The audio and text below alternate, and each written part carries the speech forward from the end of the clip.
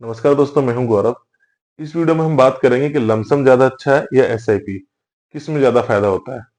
आप शॉक हो जाओगे जान के कि अगर 1 लाख रुपए आप लमसम कर देते हो अगले 10 साल के लिए तो आपका पैसा 4 गुना होगा, यानी 4 लाख रुपए।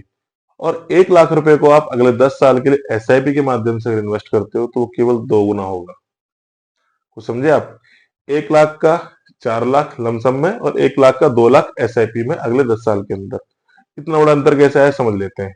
और लोग बाग ना अपना इसलिए बहुत बड़ा लॉस करते हैं कि उन पे कभी लमसम आता है, कहीं से कोई पॉलिसी या इंश्योरेंस वो उनका मैच्योर होता है तो उस पैसे को वो टुकड़ों में एसआईपी के माध्यम से डालते हैं तो उनको बड़ा प्रॉफिट नहीं मिल पाता है। ऐसे आप समझिए कि अगर 1 लाख रुपए आज आप डाल देते हैं म्यूचुअल फंड में, अगर आपको वहां पे लमसम करने पर 15% रिटर्न मिलता है तो 1 लाख का वो 15,000 हो जाएगा। इसी 1 लाख को आपने क्या करा, बैंक में रखा और टुकड़ों में डाला आपने। यानी कि 1 लाख के 12 टुकड़े करेंगे, 12 महीने में आप इन्वेस्ट करेंगे, 8,333 रुपए हर महीने आप डालोगे तो आप देखोगे कि वहां भी आपको लगभग अगर 15% रिटर्न मिलता है तो दोनों में अंतर क्या होगा।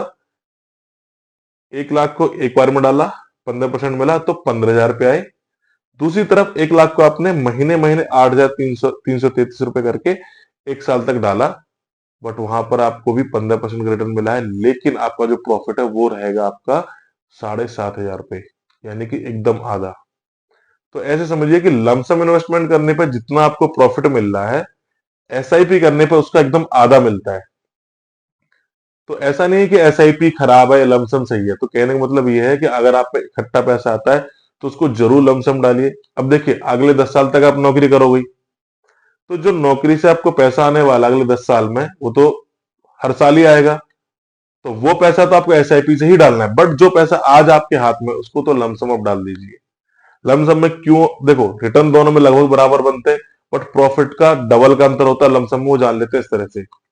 आपने एक वर्ड तो सुना ही होगा, CAGR और एक XIRR। इन दोनों को अच्छे समझते हैं। CAGR आपका जो हम लमसम इन्वेस्टमेंट डालते हैं उसके लिए काउंट होता है, एनुअल रिटर्न समझ लीजिए इसको। आपको XIRR आपका वहां काउंट होता है, आरडी बैंक में आप करते हो या म्यूचुअल फंड में एसआईपी करते हो तो वहां XIRR का फॉर्मूला लगता है। वो भी लगभग एनुअल रिटर्न, उसको एनुअल रिटर्न ही बोलते हैं, लेकिन समझाता हूं कि किस तरह से दोनों काम करते हैं। आपने क्या करा, 1,000 रुपए की एक तरफ एसआईपी कर दी, 12,000 रुपए अपने एक साल में डाले, और एक तरफ लमसम आपने 12,000 रुपए म्यूचुअल फंड डायरेक्ट डाल दिए। ठीक है, होगा क्या,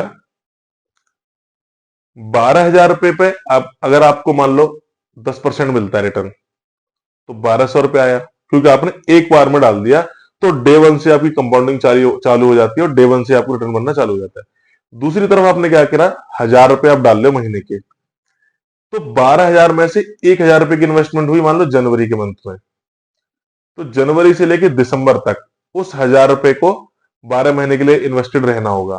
तो उस 1,000 रुपए को आपको रिटर्न मिल जाएगा। आपका मान लो 1,000 रुपए पे 10% हो गया 100 रुपए। फिर अगले महीने फरवरी में आपने डाले 1,000 रुपए और, यानी अब आपके हो गए 2,000 रुपए। यानी कि जो पहले वाले 1,000 रुपए हैं उसमें तो 12 महीने का रिटर्न मिलेगा, लेकिन जो फरवरी मंथ में आपका 1,000 रुपए इन्वेस्ट हुआ है उसमें आपको मिलेगा 11 मंथ का रिटर्न। मार्च में जो इन्वेस्टमेंट होगी वो केवल अगले 10 महीने के लिए इन्वेस्टेड रहेगा। अगर दिसंबर तक के लिए आप रखते हो तो मार्च वाला जो 1,000 रुपए है उस पर आपको 10% मिलेगा, लेकिन 10 महीने के हिसाब से। अप्रैल में जो इन्वेस्टमेंट हो रहा है आपका 1,000 रुपए, वो आपको 9 महीने तक इन्वेस्टेड रहेगा, तो 9 महीने का ही आपको ब्याज मिलेगा। अप्रैल के बाद उस तरह से मई में जो पैसा 1,000 रुपए डलेगा वो आपका 8 महीने के लिए इन्वेस्टेड रहेगा, तो 8 महीने का रिटर्न बनेगा। उसी तरीके से जो पैसा नवंबर में डाला जा रहा है 1,000 रुपए, वो कितने महीने इन्वेस्टेड रहेगा, केवल 2 महीने, नवंबर और दिसंबर। तो नवंबर में जो 1,000 रुपए डाला जा रहा है उस पर केवल 2 महीने का आपको इंटरेस्ट मिलेगा, और जो पैसा आपका दिसंबर में डाला जा रहा है तो उसमें आपको 1 महीने का इंटरेस्ट मिलेगा। तो इस तरह से हर 1,000 रुपए के इंडिविजुअल अगर आप इंटरेस्ट काउंट करोगे तो आपको अगर 10% मिलता है तो वो आपका 500 रुपए रहेगा, यानी कि सॉरी 600 रुपए रहने वाला है। यानी लमसम डाला आपने एक बार में 12,000 रुपए, उसका 10% साल में मिलता है तो वो 1,200 रुपए होता है। क्योंकि आपने टुकड़ों में डाला तो आपकी इन्वेस्टमेंट पूरे 12 महीने के लिए सारी इन्वेस्टमेंट नहीं रही है, तो वहां पे आपको कितना मिलेगा, 600 रुपए। हर महीने के 1,000 1,000 रुपए की अगर रिटर्न को काउंट करोगे तो वो 600 रहेगा।